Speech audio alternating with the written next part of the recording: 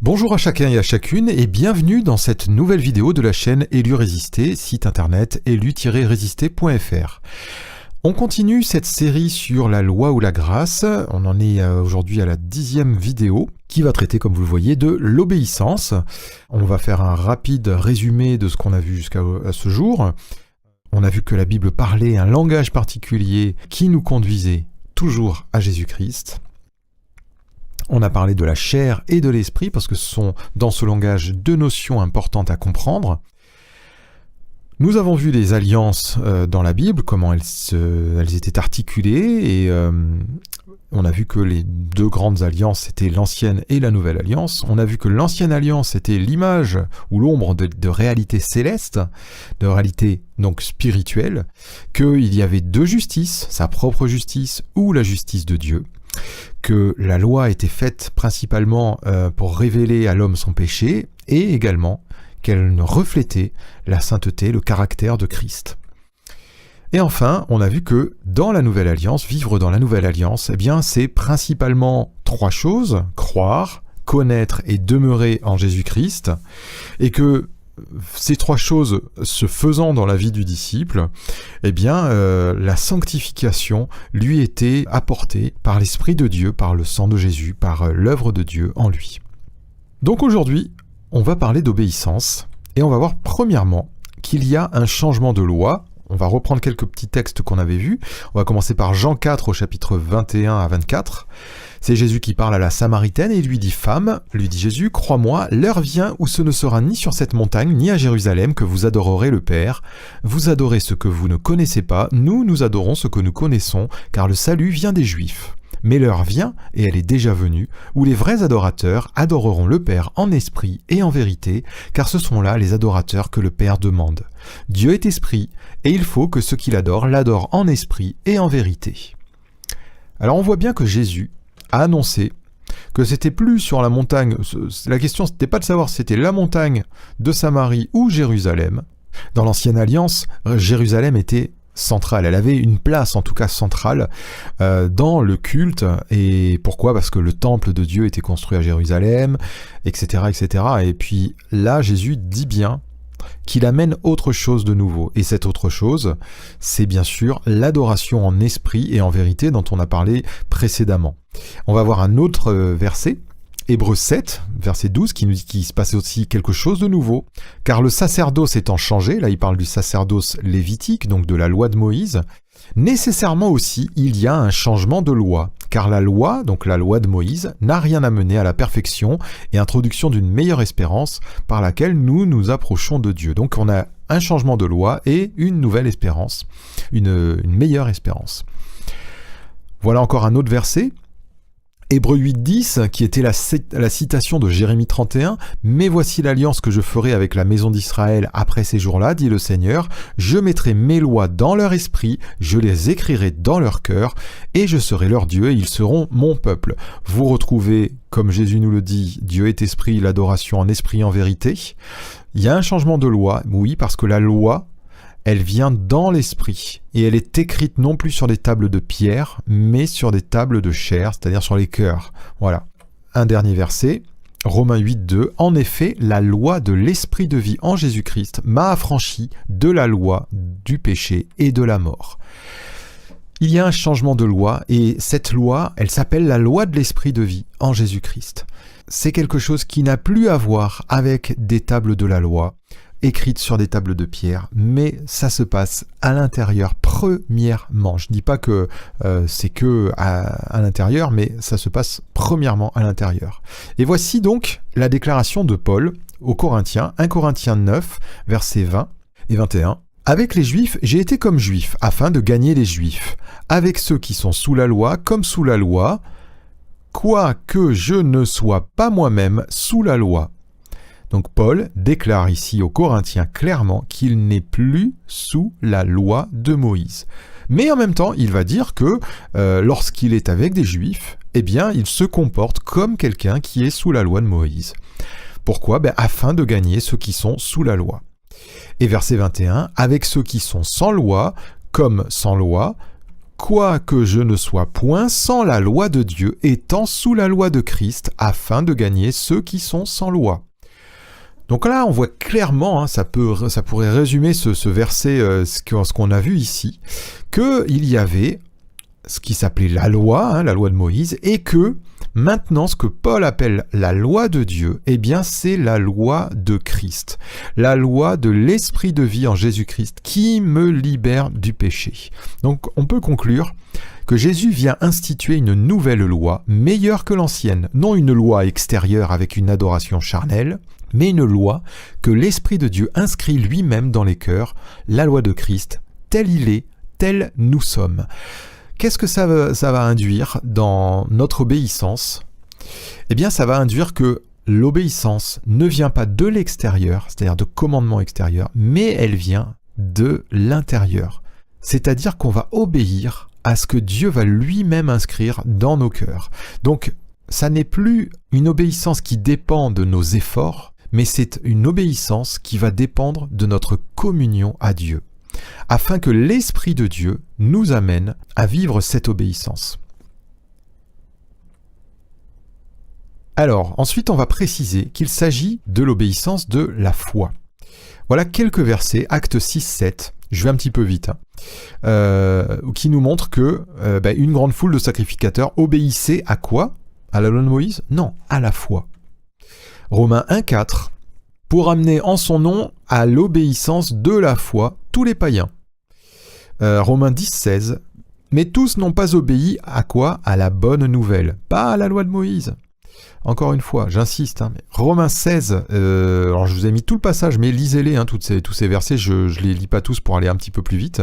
Romains 16 et verset 26, mais manifestés maintenant par les écrits des prophètes d'après l'ordre du Dieu éternel et portés à la connaissance de toutes les nations afin qu'elles obéissent à la foi. Voilà, le but, c'est que nous obéissions à la foi. 2 Thessaloniciens 1 et au verset 8, au milieu d'une flamme de feu pour punir ceux qui ne connaissent pas Dieu et ceux qui n'obéissent pas à l'évangile de notre Seigneur Jésus. Obéir à l'évangile de notre Seigneur Jésus et punir ceux qui n'obéissent pas à Dieu. Alors, l'obéissance de la foi, eh bien, il nous faut savoir ce que veut dire foi. Le mot foi, pistis, il veut dire, il a deux sens, et deux sens qui sont égaux en importance. C'est pas un sens premier puis un sens secondaire, c'est deux sens distincts. Il a premièrement le sens de avoir foi, c'est avoir la croyance, avoir une conviction, avoir une confiance dans quelque chose ou dans quelqu'un. Et ensuite, il a le deuxième sens qui lui est égal, qui veut dire fidélité. Donc, voyez le mot foi, c'est pistis. Lorsque vous lisez les fidèles dans la Bible, ce que vous allez retrouver très souvent, dans le grec, c'est pistos. Les fidèles, ce sont ceux qui ont la foi. Alors, avoir foi en Jésus, qu'est-ce que ça veut dire ? Est-ce que ça veut dire simplement qu'il s'agit de croire qu'il est venu il y a 2000 ans, qu'il est le Fils de Dieu ? Non. Avoir foi en Jésus, c'est lui obéir avec confiance. C'est lui être fidèle. C'est l'avoir pour maître. C'est simplement dire, Seigneur, que veux-tu que je fasse ? Je suis à toi, que veux-tu que je fasse ? Et écoutez ce qu'il a à nous dire, parce que bien sûr, le Seigneur va nous répondre, va nous dire ce qu'il a à nous dire. Et premièrement, il l'a consigné dans sa parole. Il y a un dernier verset qui nous confirme donc l'obéissance de la foi. 2 Corinthiens chapitre 10 et verset 5. Nous renversons, c'est encore Paul qui parle, nous renversons les raisonnements et toute hauteur qui s'élèvent contre la connaissance de Dieu et nous amenons toute pensée captive à l'obéissance de Christ. Le but, c'est que nos pensées soient captives à l'obéissance de Christ. Tout simplement. Donc quand Jésus nous dit que tu pardonneras 77 fois, cette fois à ton prochain ou à ton frère, eh bien en fait nos pensées doivent être captives de lui. Jamais on ne devrait laisser dans nos pensées « Oui, mais lui, je ne veux pas lui pardonner, il m'a fait ci et ça » ou « Oui, mais ça, je ne pourrais pas lui pardonner une telle chose ». On ne devrait jamais laisser de telles pensées s'installer dans notre mentalité. Pourquoi ? Parce que le but de l'évangile, c'est de nous amener à l'obéissance de Christ. Et la première pensée de Christ, la première parole de Christ sur la croix, c'est, alors qu'il venait vraiment de passer une très très mauvaise nuit, évidemment, parce que roué de coups et flagellé, etc., eh bien sa première parole, c'est « Père, pardonne-leur ». Bon, vous voyez, c'était un petit exemple. Mais premièrement, l'obéissance de la foi, c'est ça, c'est d'amener nos pensées. Le Seigneur vise toujours notre cœur.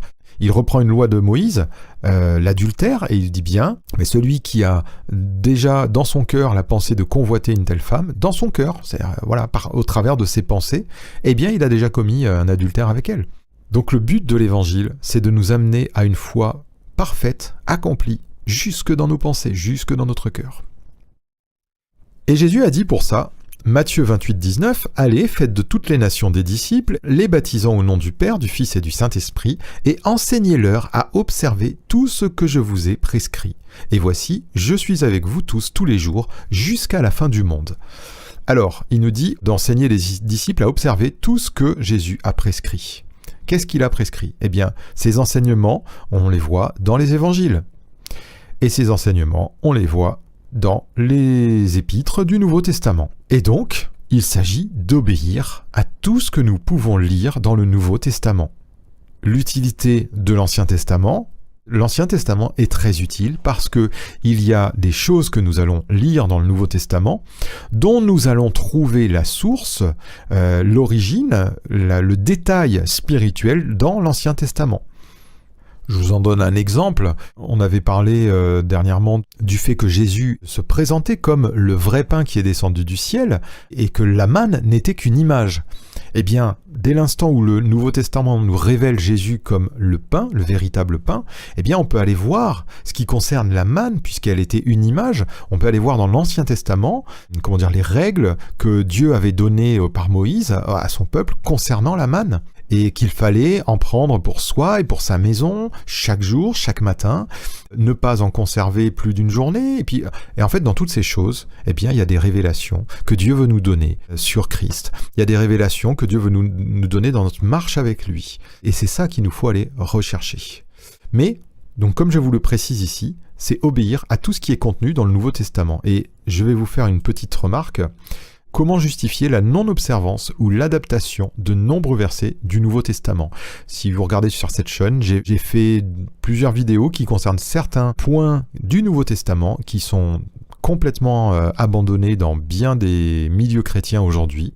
Et si vous comprenez que avoir foi en Jésus, c'est lui être fidèle, eh bien, on peut se demander quelle est notre fidélité si nous balayons d'un revers de main certains versets en nous disant « Oui, mais ça c'est plus pour aujourd'hui, mais il faut évoluer, etc. » La parole, elle nous dit que Jésus-Christ est le même hier, aujourd'hui, éternellement. Alors je passe, et on va voir que l'obéissance dans la Nouvelle Alliance, c'est l'obéissance à un maître, c'est Jésus-Christ.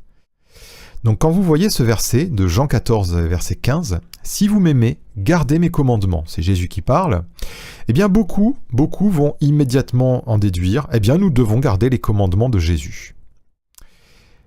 Eh bien pourtant, ça n'est pas ce qui est écrit. Attention, cette mentalité-là, c'est encore la mentalité de l'Ancienne Alliance, et il nous faut veiller à ça. Jésus dit bien, attention, « Si vous m'aimez, gardez mes commandements ». Autrement dit, notre obéissance, l'obéissance du disciple, elle n'est que la conséquence, l'expression visible, si vous voulez, de l'amour qu'il porte à son Sauveur, donc de sa relation à Christ. Voilà l'obéissance dans la Nouvelle Alliance. Elle est fonction d'une personne. Elle n'est pas fonction d'une lettre. Jésus a dit ça, il faut que je le fasse. Parce qu'on va voir des exemples un petit peu plus tard. C'est une obéissance de cœur. On va le voir. 1 Jean, chapitre 4 et verset 18, Jean nous dit « La crainte n'est pas dans l'amour, mais l'amour parfait bannit la crainte. Car la crainte suppose un châtiment, et celui qui craint n'est pas parfait dans l'amour. Pour nous, nous l'aimons parce qu'il nous a aimés le premier. » La crainte suppose un châtiment. La crainte du châtiment, eh bien, elle vient de la loi. Dans la loi, on nous disait « Si tu fais telle chose, tu iras donner telle réparation, tu feras telle chose, tu offriras telle chose, etc. etc. » Il y avait un châtiment, tu seras impur jusqu'au soir, enfin toutes sortes de choses. Et celui qui n'a pas encore compris la puissance de la croix de Christ, qui n'a pas saisi qu'il a été dégagé de cette loi et libéré du péché afin d'être sanctifié par Christ, qui n'a plus besoin d'observer des commandements mais de recevoir de Dieu lui-même la sanctification dans son cœur, eh bien, il pense toujours qu'il doit ajouter des choses à cette œuvre pour être accepté de Dieu. On va le voir, enfin moi je l'ai souvent entendu. Donc avant, il y avait l'ancienne alliance, il y avait l'ancienne alliance ici, et puis il fallait observer des commandements, et puis ensuite Jésus est venu à la croix, il a pardonné nos péchés, d'accord, et bien maintenant on doit obéir à des commandements. Bon, ben alors en fait, si avant il fallait obéir à des commandements, et que maintenant il faut obéir à des commandements, Jésus est venu pourquoi alors ? En fait, c'était quoi son œuvre ? C'était juste que, bon, ben voilà, il est venu nous faire un petit coucou, pardonner nos péchés, puis repartir. Soyons sérieux. Il ne s'agit pas d'obéir à des commandements à la manière de l'ancienne alliance. Nous sommes là pour obéir en esprit et en vérité. Tout est en fonction de Christ. Et Jean, il ajoute tout de suite après, pour nous l'aimons parce qu'il nous a aimés le premier. L'amour du disciple pour son sauveur n'est que la réponse de l'amour qu'il a reçu de Christ. D'où la nécessité de le connaître. À mesure que nous découvrons l'œuvre de Christ pour nous sur cette croix, à mesure que nous en saisissons la portée, la grandeur spirituelle, eh bien nos cœurs sont changés et notre obéissance, peut-être qui peut être formelle au départ, eh bien elle va se transformer en une obéissance de cœur, en une adoration réelle. Romains 6 et verset 16 nous dit « Ne savez-vous pas qu'en vous livrant à quelqu'un comme esclave pour lui obéir, vous êtes esclave de celui à qui vous obéissez, soit du péché qui conduit à la mort, soit de l'obéissance qui conduit à la justice.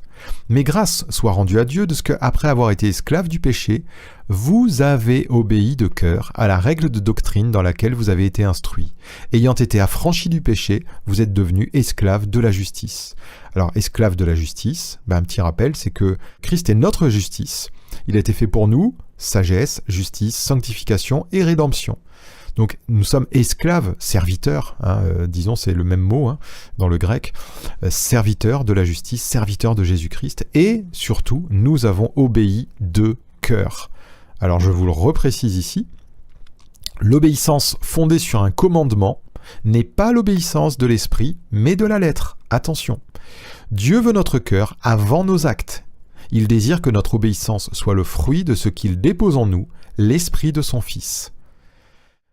Et l'esprit de son Fils, que va-t-il produire en nous ? Galates 5,22 nous le dit, mais le fruit de l'esprit, c'est l'amour, la joie, la paix, la patience, la bonté, la bénignité, c'est-à-dire la bienveillance, la fidélité, la douceur, la tempérance. Je vous donne une petite anecdote. Il y a quelques années, je m'entretenais avec mes enfants de ces choses. Et ma fille m'a dit à ce moment-là, mais tu te souviens papa, quand j'avais 6 ans, elle m'a rappelé qu'un jour, alors qu'elle avait environ 6 ans, j'étais revenu à la maison, je m'étais arrêté avec mon fils chez la fleuriste, et j'avais acheté un bouquet de fleurs pour mon épouse, et j'avais acheté une rose pour ma fille, et je lui avais offert. Et ma fille c'était la première fois que son papa lui offrait une fleur, elle était toute contente, voilà. Et bien en fait ma fille, alors que je m'entretiens quelques années plus tard de ce sujet avec elle, et elle me rappelle cet événement, et elle me dit « Tu te souviens papa, j'étais tellement heureuse que tu m'aies offert cette rose, que j'avais envie que toi aussi tu sois content.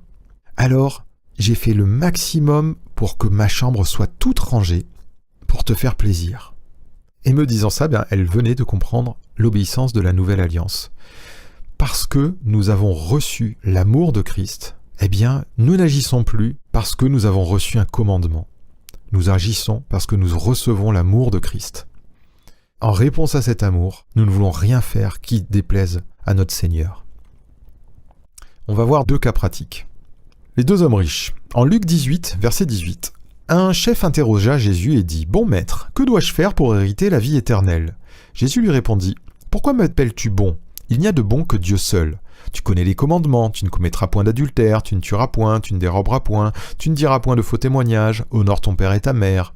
J'ai, dit-il, observé toutes ces choses dès ma jeunesse. » Jésus, ayant entendu cela, lui dit « Il te manque encore une chose, vends tout ce que tu as, distribue-le aux pauvres, et tu auras un trésor dans les cieux. Puis viens et suis-moi. » Lorsqu'il entendit ces paroles, il devint tout triste, car il était très riche. Jésus, voyant qu'il était devenu tout triste, dit qu'il est difficile à ceux qui ont des richesses d'entrer dans le royaume de Dieu. Alors dans un autre évangile, ce passage, c'est celui qu'on appelle le jeune homme riche. Et tout de suite après, presque tout de suite après, il y a une petite intermède, mais en Luc 19, il y a une autre histoire, très différente, mais qui concerne également un autre homme riche. Luc 19, 1, Jésus étant entré dans Jéricho traversait la ville, et voici un homme riche appelé Zachée, chef des publicains, cherchait à voir qui était Jésus. Mais il ne pouvait y parvenir à cause de la foule, car il était de petite taille. Il courut en avant et monta sur un sycomore pour le voir, parce qu'il devait passer par là. Lorsque Jésus fut arrivé à cet endroit, il leva les yeux et lui dit « Zachée, hâte-toi de descendre, car il faut que je demeure aujourd'hui dans ta maison. » Zachée se hâta de descendre et le reçut avec joie. Voyant cela, tous murmuraient et disaient « Il est allé loger chez un homme pécheur. » Mais Zachée, se tenant devant le Seigneur, lui dit « Voici, Seigneur, je donne aux pauvres la moitié de mes biens. Et si j'ai fait tort de quelque chose à quelqu'un, je lui rends le quadruple. » Jésus lui dit « Le salut est entré aujourd'hui dans cette maison, parce que celui-ci est aussi un fils d'Abraham, car le Fils de l'homme est venu chercher et sauver ce qui était perdu. » Alors vous voyez, deux histoires bien différentes, deux histoires qui nous montrent une obéissance très différente elle aussi. D'abord, je vais vous faire remarquer pourquoi m'appelles-tu bon? Il n'y a de bon que Dieu seul. Pourquoi cette question de Jésus? Parce que Jésus veut ramener ce jeune chef à sa personne à lui. Et là, on va voir ensuite qu'il va lui dire « Viens et suis-moi ». Le but, ça n'est pas de lui donner un autre commandement, mais c'est de l'amener à considérer Jésus. Parce que ce chef ne cherche pas Jésus. Il ne cherche pas véritablement Dieu, et ça, Jésus va lui faire comprendre, en fait, lui démontrer. Lui, il voudrait simplement un commandement. Et pourtant, Jésus essaie de le ramener à sa personne. Zachée, lui, c'est très différent. Il cherchait à voir qui était Jésus. Zachée, de par sa mauvaise vie, ne se confie pas en lui-même. Il cherche simplement Jésus. Voilà, il n'a pas d'autre but. Regardez le jeune homme riche, qu'est-ce qui va se passer? Jésus va lui dire, tu veux des commandements, je vais t'en donner un. Je vais te donner le seul auquel tu ne peux pas obéir. Parce que si vous voulez des commandements, il y en a beaucoup plus dans le Nouveau Testament que dans l'Ancien Testament. Et ce sont des commandements qui sont encore beaucoup plus difficiles à observer dans la Nouvelle Alliance que dans l'Ancienne Alliance. Pourquoi? Je vous redonne l'exemple de l'adultère. On peut très bien ne pas avoir commis d'adultère physiquement, mais par contre, Jésus nous dit, si tu as eu de la convoitise dans le cœur, tu l'as fait dans ton cœur. Donc on va très très facilement avoir des péchés dans son cœur, alors que extérieurement, ils ne sont pas là. Eh bien, là, Jésus démontre à ce jeune homme qu'il peut observer plein de commandements, mais qu'il y a une chose qu'il ne parviendra pas, c'est à se séparer de son argent parce que son cœur est attaché à son argent. Enfin, c'est pas Jésus ne lui montre pas qu'il n'arrivera pas à s'en séparer, mais il lui montre quel est son problème. C'est son argent. Il est attaché à son argent. Et comme il ne parvient pas à observer ce que lui demande Jésus, eh bien, il devient tout triste. Le chef est incapable d'obéir à Jésus car son cœur n'est pas attaché à Jésus, ou donc à Dieu, mais à ses richesses. Il se remplit de tristesse. Zachée, lui, c'est tout le contraire. Il le reçut avec joie.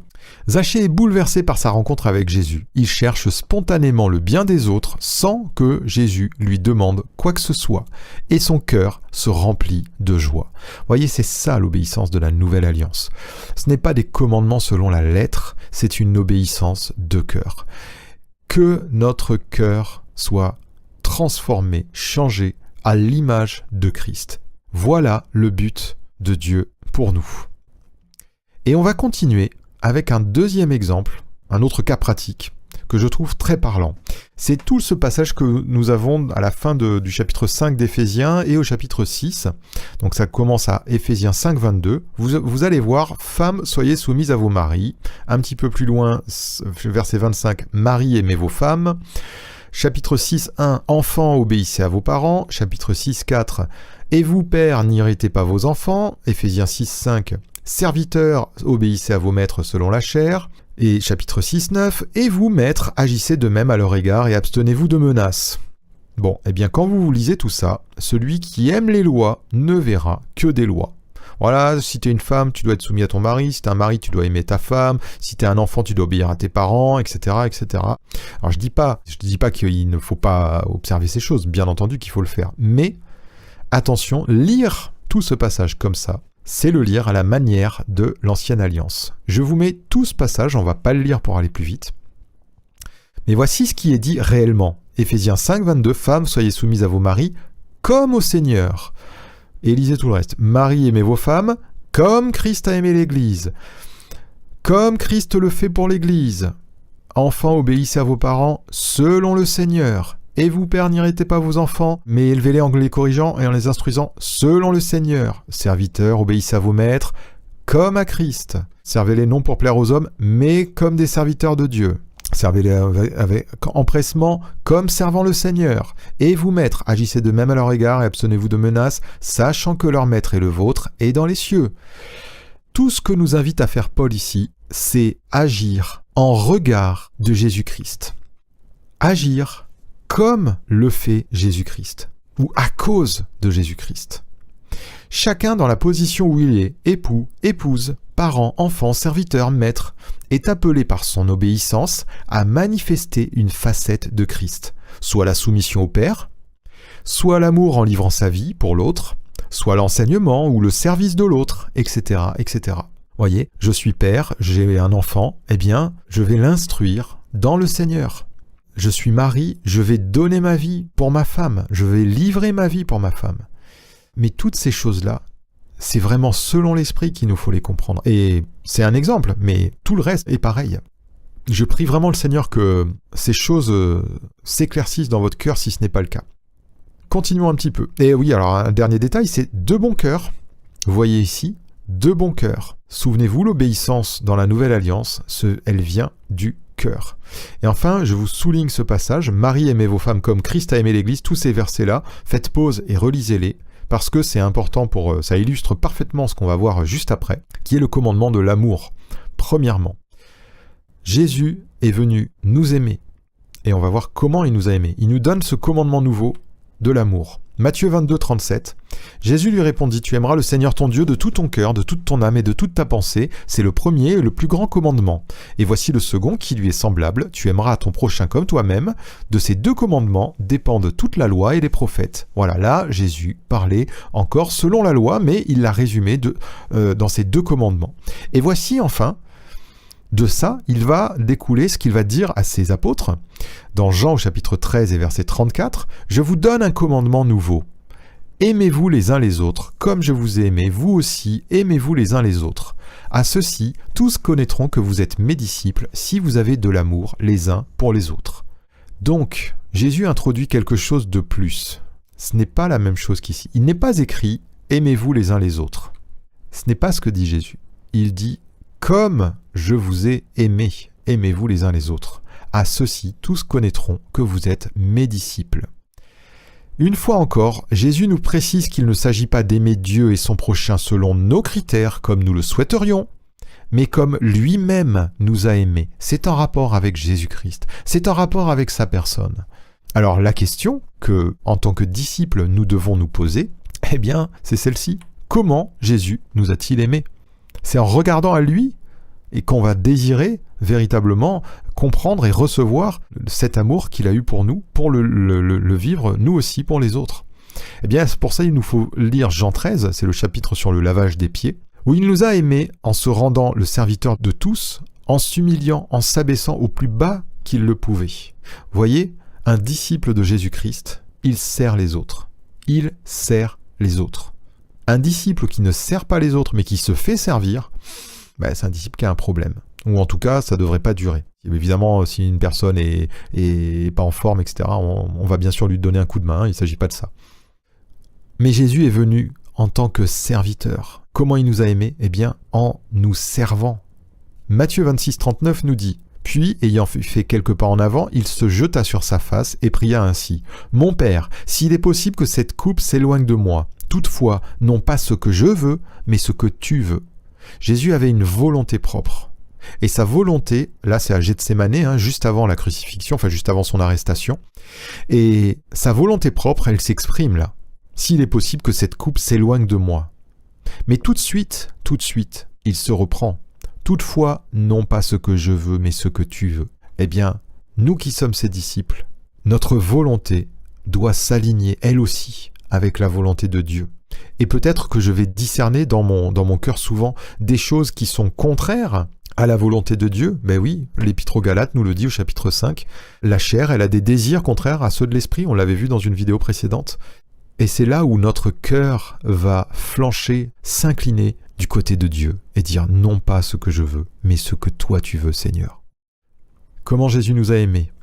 Jean au chapitre 5, verset 19. Jésus reprit donc la parole et leur dit « En vérité, je vous le dis, le Fils ne peut rien faire de lui-même, et il ne fait que ce qu'il voit faire au Père. Et tout ce que le Père fait, le Fils aussi le fait pareillement. » Dieu nous a donné un modèle, Jésus-Christ, et il nous dit d'être ses imitateurs, on l'avait vu dans la dernière vidéo. On a vu cette obéissance que le Seigneur veut, c'est l'obéissance de ce qu'il nous a dit dans les évangiles et de ce que les apôtres nous ont apporté d'enseignement également. Eh bien, c'est là la volonté de Dieu pour nous. Et si notre volonté s'incline par rapport à la volonté de Dieu, eh bien, l'Esprit de Christ est alors là pour nous amener dans la vie de Christ.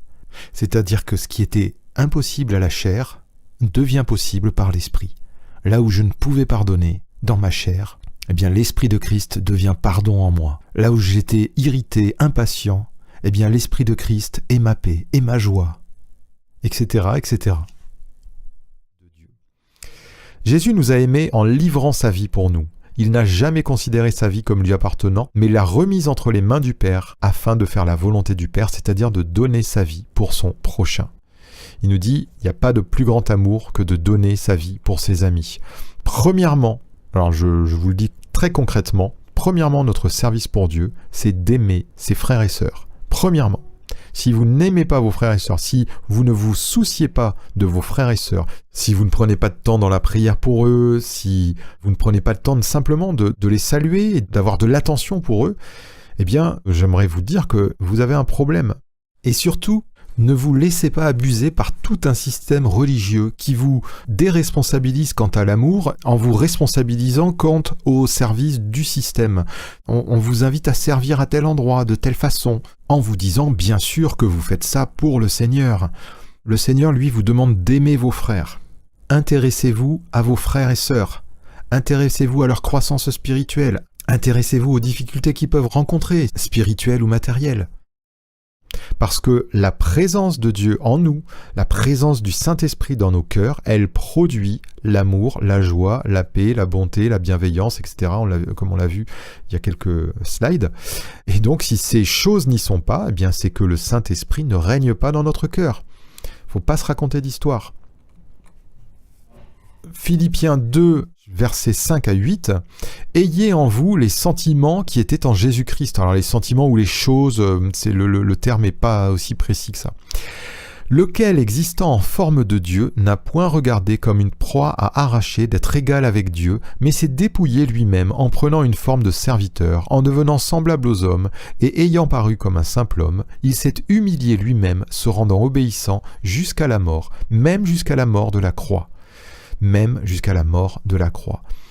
Jésus n'a pas regardé à tous ses attributs, tout ce qu'il était, et il s'est abaissé. Et c'est là notre voie. On ne devrait jamais se considérer comme étant au-dessus d'un frère, d'une sœur, quelle qu'elle soit, quel qu'il soit.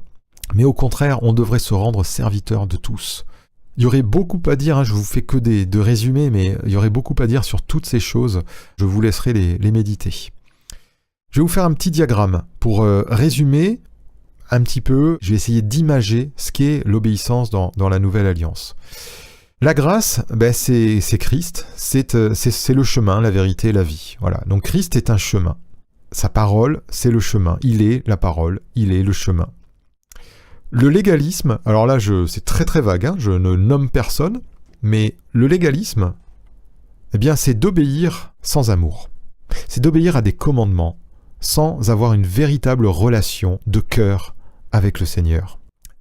Et il y a son opposé, il y a l'hypergrâce, ou le laxisme, ou je sais pas, moi je l'appelle comme ça, mais vous pouvez l'appeler comme vous voulez, peu importe. C'est l'exact contraire, c'est aimer sans obéir. Voilà. Eh bien, ni l'un ni l'autre ne fonctionne. Vous voyez, je les ai mis là, ce sont les deux fossés en fait de ce chemin.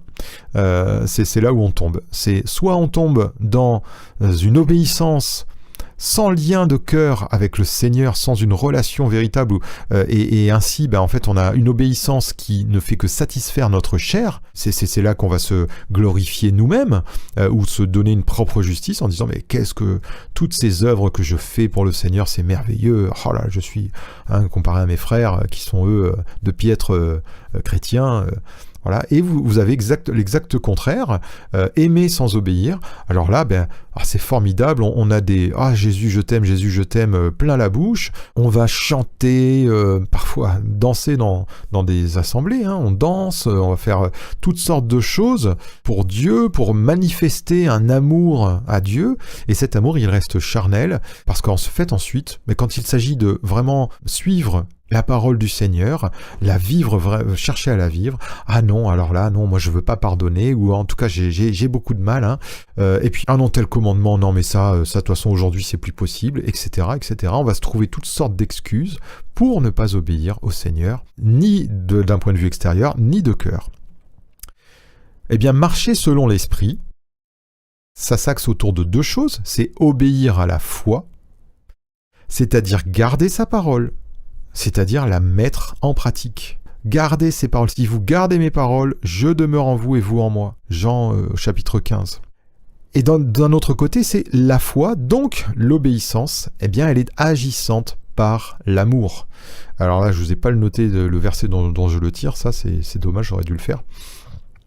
Mais la foi est agissante par l'amour. Et parce que j'ai reçu de l'amour venant de Dieu, parce qu'il fait grandir cet amour, eh bien, j'ai abandonné l'égoïsme, j'ai abandonné le non-pardon, j'ai abandonné l'arrogance, et je m'abaisse, et je vais prendre du temps pour mes frères, mes sœurs, pour mon prochain, plus généralement, pour annoncer la parole, etc., etc. Et donc, les paroles de Jésus, les enseignements des apôtres, voyez, je vous ai représenté ici, c'est les bornes du chemin, tout simplement, tout simplement. Quand le Seigneur nous dit de ne pas rendre le mal pour le mal, et que j'ai un cœur qui commence à désirer se venger, eh bien, vous voyez, je commence à sortir du chemin. J'étais sur le chemin, j'étais prêt à pardonner, puis tout d'un coup, non, quand même, hein, il l'a fait exprès. Il mérite quand même qu'on lui fasse une petite leçon, et hop, là, ça veut dire que je quitte le chemin. Je suis en train de quitter le chemin. Et vite, il faut que je revienne. Demeurer, persévérer, c'est rester sur ce chemin. Alors de temps en temps, on fait un petit crochet, oui. Et oui, malheureusement, de temps en temps, notre chair se manifeste. Mais il ne faut pas qu'elle se manifeste, il faut vite revenir. Bon, ce petit croquis vaut ce qu'il vaut, hein, vous en faites ce que vous voulez. Et je vais terminer par, je ne vais pas vous les lire parce que ça va être trop long, la vidéo est déjà très longue. Mettre en pratique la parole en agissant selon l'amour. Ben, je vous mets deux textes, c'est dans l'épître de Jacques, les deux. Premier chapitre et deuxième chapitre. Et ce verset de Galates qui nous résume très bien un petit peu tout ce qu'on a dit. Car en Jésus-Christ, rappelez-vous toujours, l'obéissance, elle est fonction de Jésus, de notre relation à lui. Car en Jésus-Christ, ni la circoncision ni l'incirconcision n'a de valeur, mais la foi qui est agissante par l'amour. Voilà, la charité, l'amour. En Jésus-Christ, loi de Moïse, pas loi de Moïse, obéissance à la loi de Moïse ou désobéissance à la loi de Moïse, c'est pas ça qui est important, c'est la foi qui est agissante par l'amour. Je suis pas en train de dire qu'il faut faire n'importe quoi, que je ne sois pas mal compris. Il faut obéir à tout ce que Jésus-Christ et ses apôtres nous ont dit sans aucun problème, et il y a des choses qui découlent naturellement, qui viennent de la loi de Moïse, qui a même pas d'interprétation, hein, de ne pas tuer, enfin toutes ces choses, elles sont évidentes. Mais attention, c'est toujours spirituellement qu'on doit les comprendre, c'est-à-dire que tuer, il ne s'agit pas de... Ce n'est pas le corps de l'homme, de l'autre qui est visé. Dans Jérémie, par exemple, il nous est dit « tuons-le avec la langue ». Et Jésus reprend un peu cette idée dans Matthieu 5 en nous disant bien que déjà dans nos paroles, quand nous commençons à parler mal contre notre frère, eh bien, il y a la racine du meurtre qui est même là. Je vous laisse avec ce dernier texte d'1 Pierre au chapitre 1 et verset 13. Je ne vous le lis pas, je vous laisse le lire vous-même. Et je vous dis à très bientôt. Que le Dieu vous bénisse en Jésus-Christ.